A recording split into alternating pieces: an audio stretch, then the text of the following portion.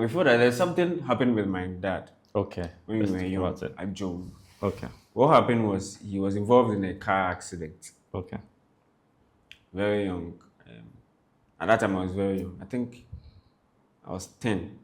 Yeah, 10, and then it happened. Happened at Jowli Junction, where the um, Fiesta Royal Hotel is. That was where it happened. That junction looks like a T junction. So we had the main road, and then the road that comes from the neighborhood it comes from the neighborhood and crosses the main road like that. So it looks like a T.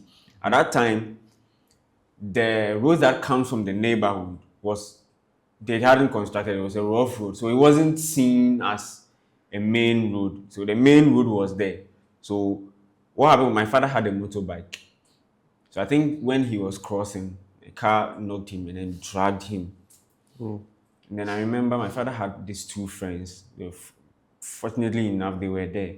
Then they helped him and took him to that 7 military hospital. Then they had to come home and come and report. When they were coming, they were soaked in blood.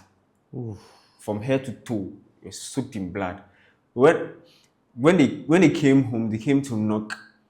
And then my mother came. My mother opened the door, came out, saw them. My mother immediately withdrawn back into the room.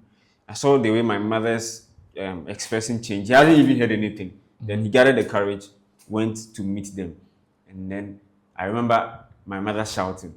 So I also quickly wanted to see what was going on. So I snuck, I was very smallest. So I snuck between my siblings and then I went in front to also meet the people. So when I got there, I saw the way they were all over, head to toe blood. I knew something had happened to my father because we were waiting for my father. My father was never coming home. And he didn't have a phone then.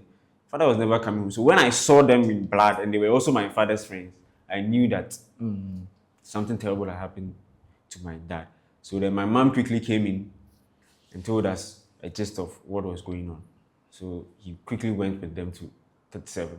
My mom came home, came to tell her story. Said my father's head, like it got like the skull here like that. It got burst to the extent that you can see the brain. The brain matter. Oh wow.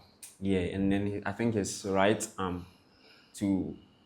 So even when he recovered, he didn't have a strong grip like when he tries gripping something. Yeah, that arm was supposed to be even Oh, okay. taken off. Yeah, so he really suffered. So they took him out of the hospital, brought him home. The strength wasn't there, so So he was wasn't from bed working. to chair, bed to chair. So he wasn't working. So how was it like financially at that Yeah, time? it was tough. So everything was on my mother now, and then the family helping out. Yeah. So my mother really took care of us. My mother So really the separation between your parents, how did how did you process it? How did your father process it? Yeah. With my father, I don't know if it bothered him, but he just when it happened, he just went to.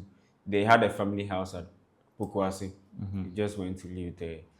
Then my mother rented at Tabora, and then we were with my and then we were with my grandmother at Ausch.